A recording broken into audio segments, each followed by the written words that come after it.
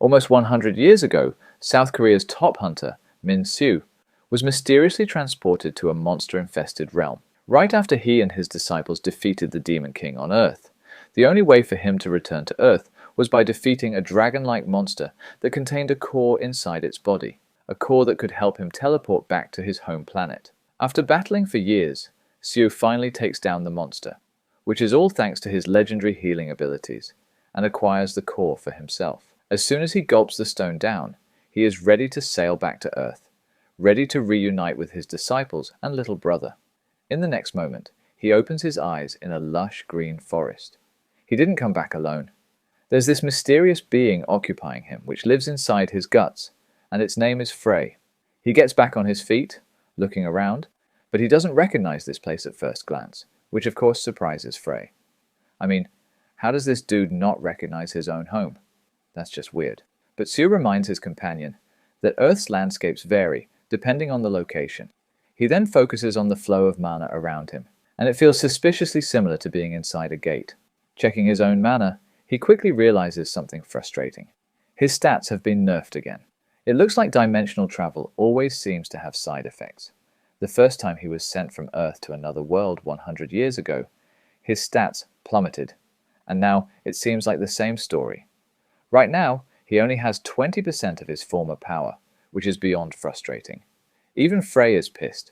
He wants Seo to recover as soon as possible. Otherwise, he won't be able to use his awesome skills. But Seo is just as annoyed because regaining his lost strength is going to take at least a decade.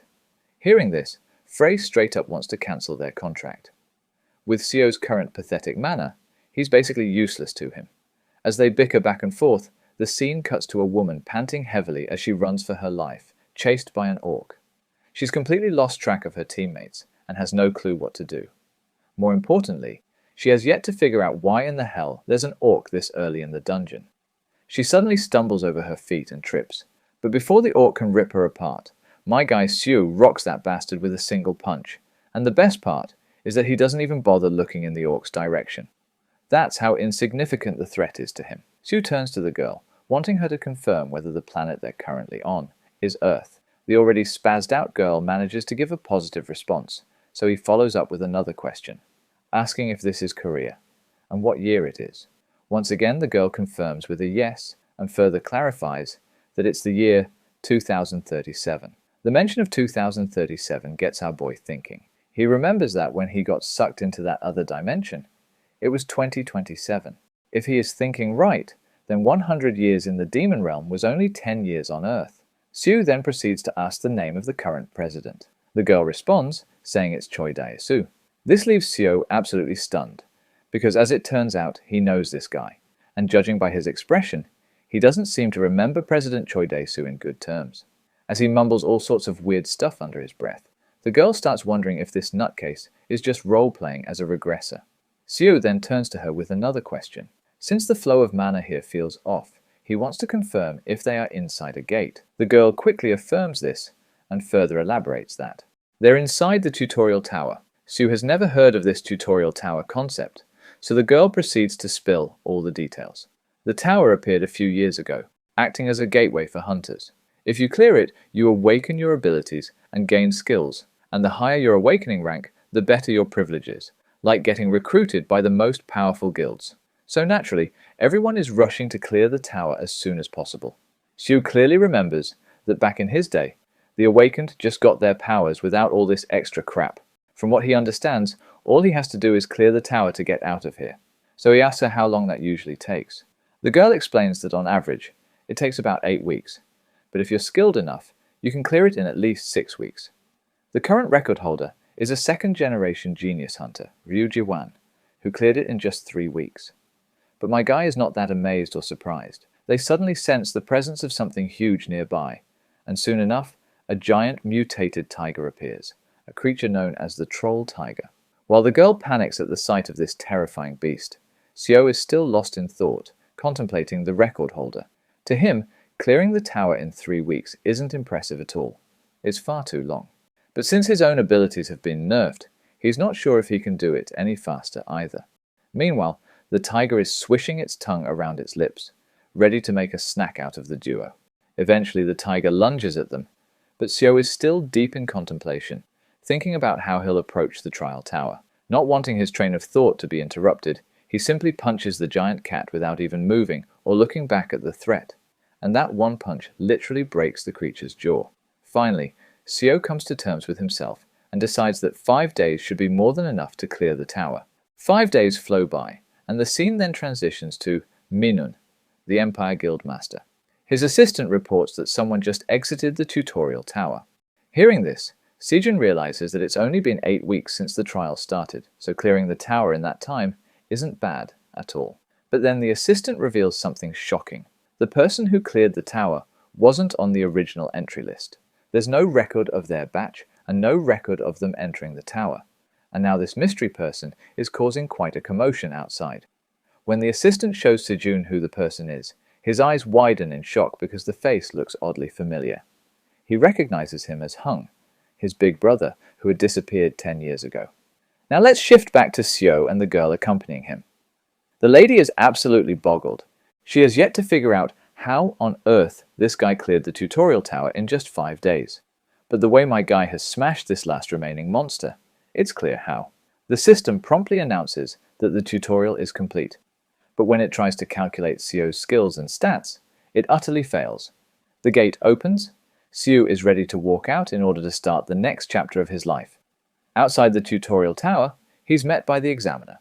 People in the crowd can't help but murmur and whisper about Seo. Then a big guy joins the scene, clearly not vibing with all the commotion. This big guy is said to be the Team 2 leader, and when the examiner takes note of his presence, he rattles out all the details to him. He mentions that 2 people have just cleared the gate, but what's concerning is that one of them wasn't on the entry list.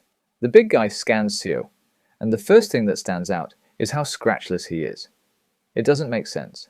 Given how scrawny Seo looks, there's no way he could have gotten away that easily. His curiosity is piqued, so he shoves the examiner aside and decides to interrogate Seo personally. He starts off by asking who the hell Seo is and why his name isn't listed in the logs. To this, Seo casually replies that he didn't go in through the entrance, but the big guy isn't buying it. He argues that if someone enters through the gate, they have to come out the same way. So how in the world did Seo exit without ever entering? Seo, however, remains completely nonchalant, refusing to take this oversized jackass seriously, and this attitude is really starting to get under the big guy's skin. Annoyed, he jabs a finger overhead, and straight up calls him a dimwit, convinced that Seo must have some sort of camouflage skill that let him sneak through undetected. The big guy issues a direct threat. He makes it clear that if Seo doesn't spill the truth, he's as good as dead. But Seo keeps that same deadpan expression, which only serves to piss off this loudmouth even more, making him more aggressive and abusive with his words. Unfortunately for him, Seo doesn't have the patience to listen to some dude yap in his face, especially when said dude's breath smells like literal garbage. So without hesitation, he orders this big pile of garbage to shut his damn mouth. And that does it. The big guy takes the bait, balls up his fat fists, and swings at Seo. But Seo remains unfazed. Then the inevitable happens, and it all unfolds right in front of Guildmaster Sejun. Not long after, all the jackasses who dared to mess with Seo are laid out on the ground. The entire staff is in a frenzy. The guy they had reported for causing a disturbance not only fought the security team, but also disappeared right after. Guildmaster Sejun immediately orders his staff to pull up the CCTV footage. When they do, the recording shows the big guy and his goons charging at Seo. But in the very next second, Seo moves so fast that the camera completely fails to capture him. Meanwhile, all 3 of those idiots are knocked out cold. One of the staff members reports that Seo actually took down 5 hunters before disappearing.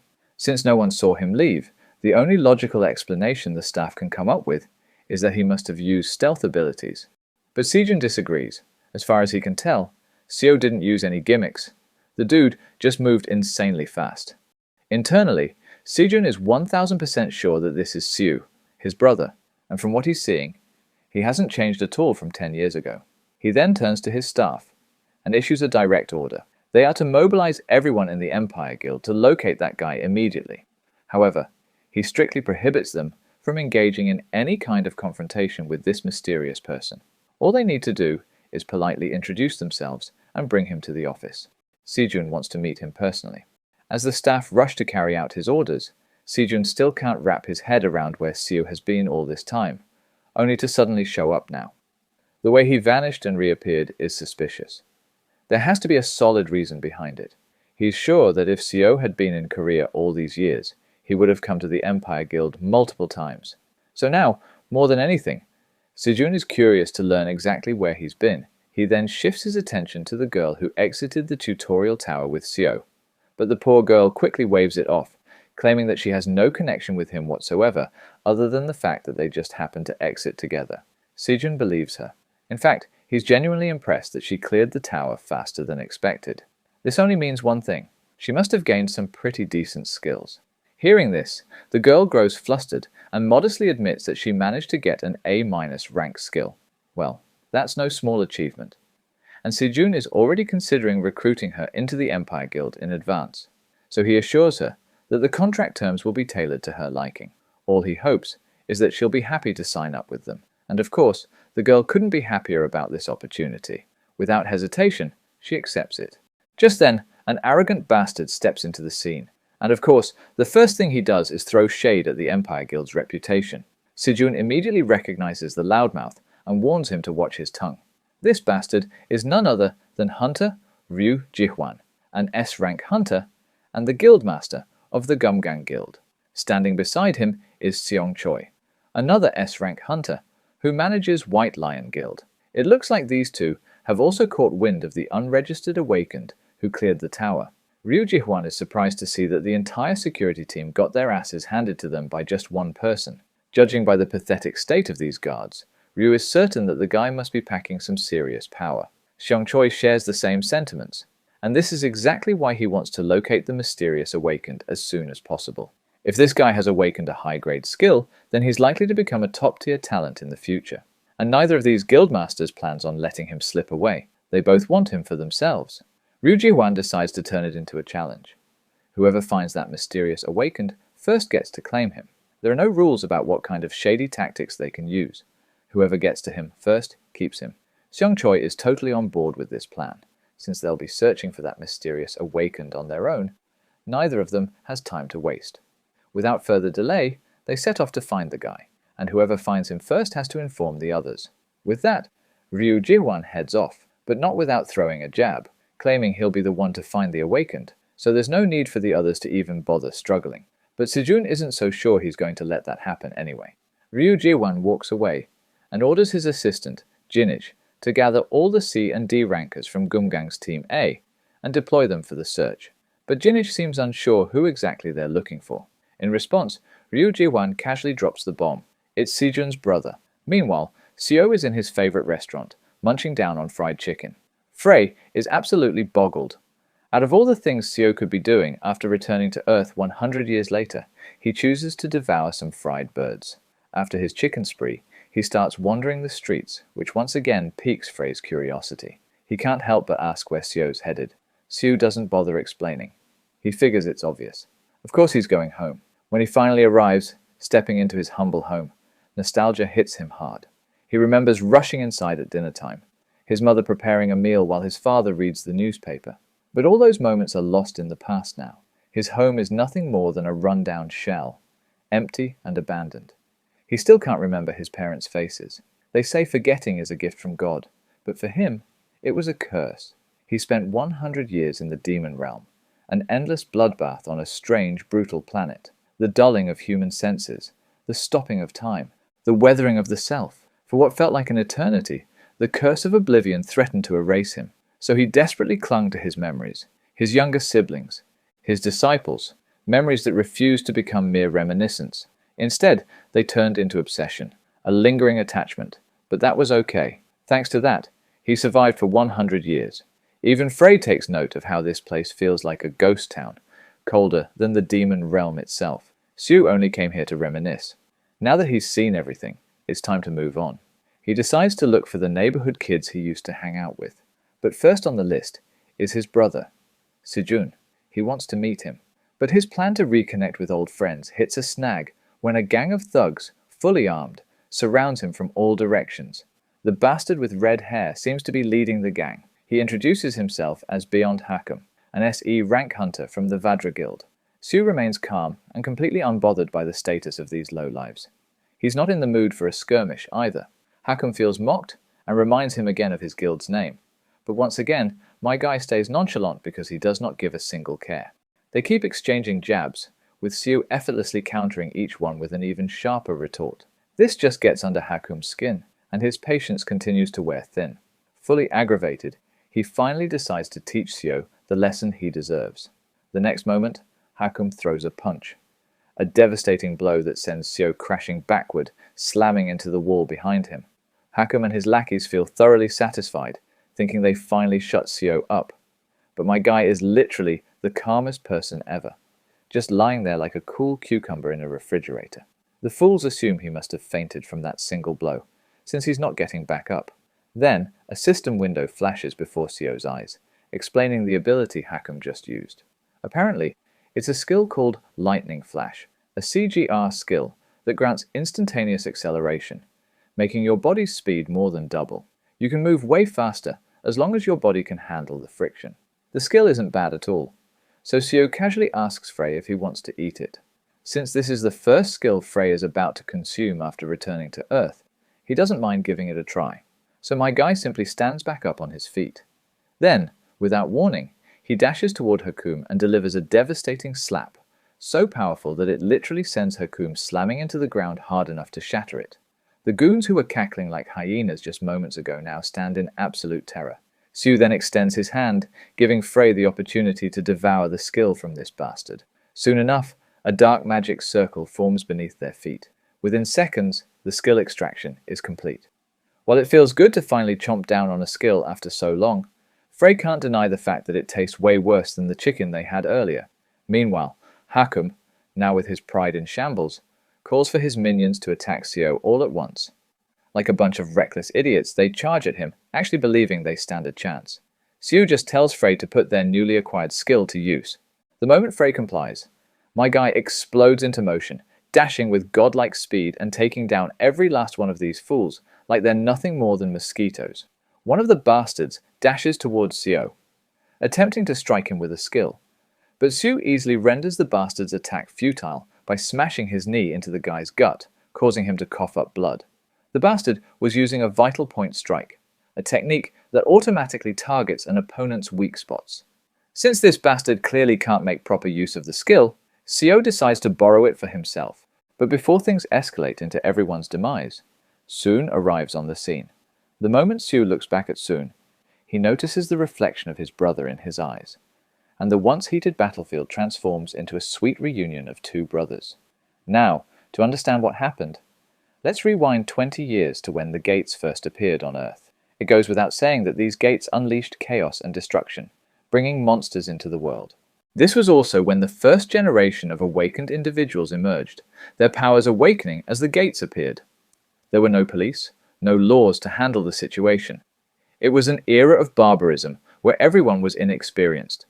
In this chaotic world, Seo and his little brother Sejun, who lost their parents early, had to survive by any means necessary.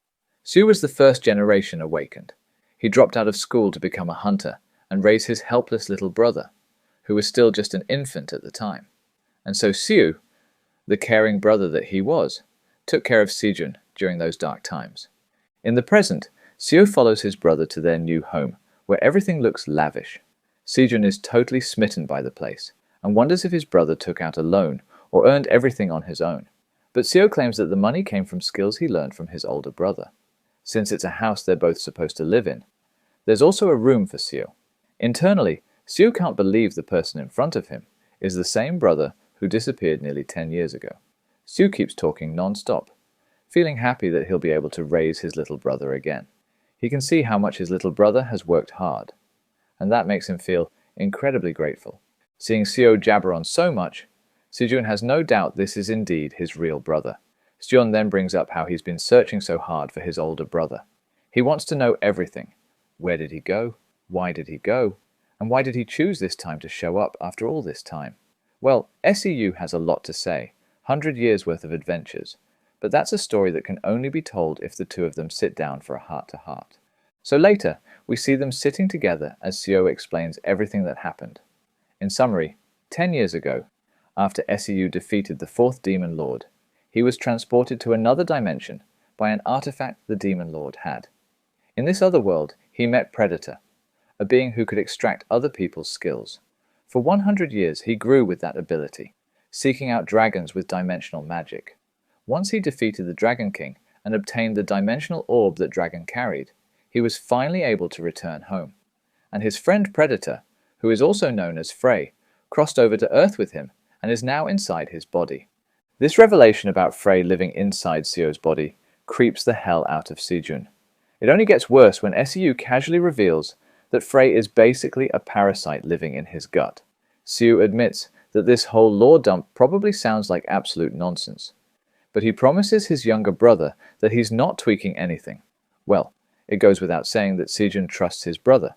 Given how much the world has drastically changed over the past 2 decades, he's not even surprised by this story, no matter how absurd it sounds.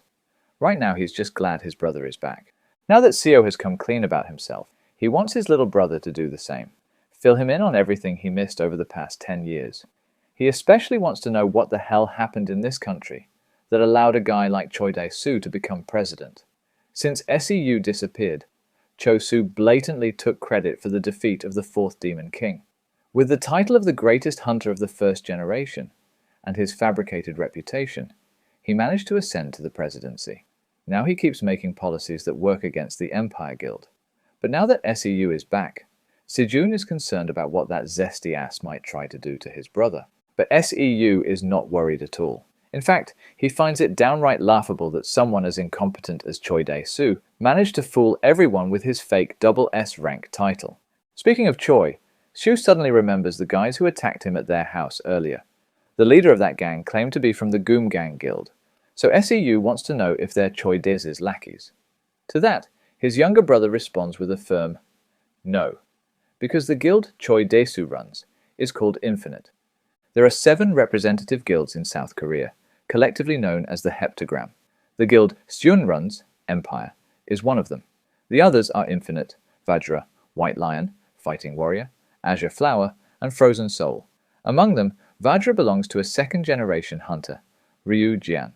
Just the name of this bastard is enough to set Sejun's blood boiling. To think that Snake is after his senior brother, who just returned home after 10 years. SEU then asks his brother about the disciples, the ones who always stood by his side. To that, Sejun explains that they've been living apart for a while, so they haven't connected with each other recently.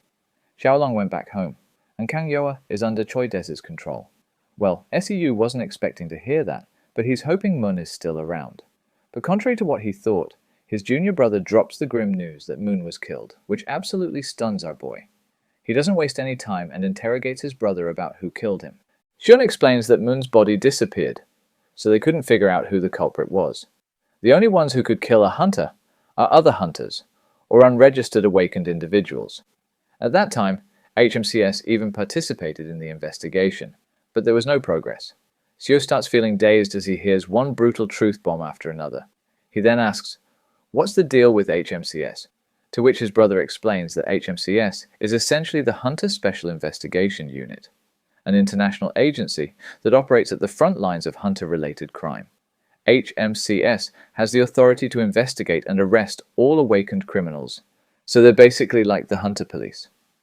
SEU seems quite intrigued by this new faction, so he curiously asks his brother if he has any ties to the agency. Sejun quickly catches on to what his senior brother is implying, and can tell that he wants to join HMCS. If it's an investigation you want to do, then Sejun is willing to lend his own guild's information team, as they don't have to involve themselves with HMCS. But Seo has other plans beyond just gathering information.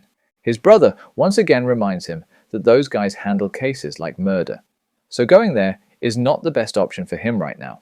He wants his brother to rest first, and once he's fully recovered, he can start thinking about what to do next. This is when Seo reminds his junior that he spent 100 years fighting in that other world, so he's done all the shady stuff you can think of. He doesn't believe he lacks any experience in any field. Well, it looks like Sejun has run out of arguments, so he has no choice but to concede to his senior brother's demands. Eventually, he decides to hook his brother up with a guy named Yi Yi from Frozen Soul, who is a manager in that hunter agency. Seo is happy to hear this and is looking forward to it. Sejun takes note of how Su's face is the same, but the atmosphere around him has changed. This makes Shun curious about what could have happened in that old world to cause him to change so drastically. Meanwhile, our boy is busy digging about HMCS, and this is when he is hit by a twist. The team leader of HMCS's Gangbuk district team is Hang Jianggu, a 1.5 generation hunter, and as it turns out, Seo knows this guy like the back of his hand. 2 days later, we find ourselves at the HMCS headquarters in Gangbuk district. Inside, a ponytailed man is throwing a tantrum. He seems irritated that once again someone from higher up has sent a rookie to join his team. And since he's the team leader, it naturally annoys him to have yet another rookie under his command. This guy, as you might have already guessed, is Jianggu. He reminisces about the old days when battlefields were unpredictable and strength was all that mattered. Back then, hunters wrote wills before heading into missions, fully aware they might not return. He also recalls how about 10 years ago, he almost died in a raid. It happened because he was still a rookie, and the wound he suffered was fatal. Had he died, the party would have lost its biggest powerhouse. But it was a single healer, with incredible abilities, who saved him. And well, we all know who that healer was. That very healer has just made his grand entrance into the office. Su calls out to his old friend, addressing him by his previous name Bong, and immediately questions why the hell he changed it. To jog Boo's memory, he reminds him that he's the very guy with those insane healing abilities who saved his life back then. It doesn't take long for Boo to recognize him, and when he does, he's absolutely floored. Seeing Hunterman Su standing before him, gracing their office with his presence, is the last thing he expected.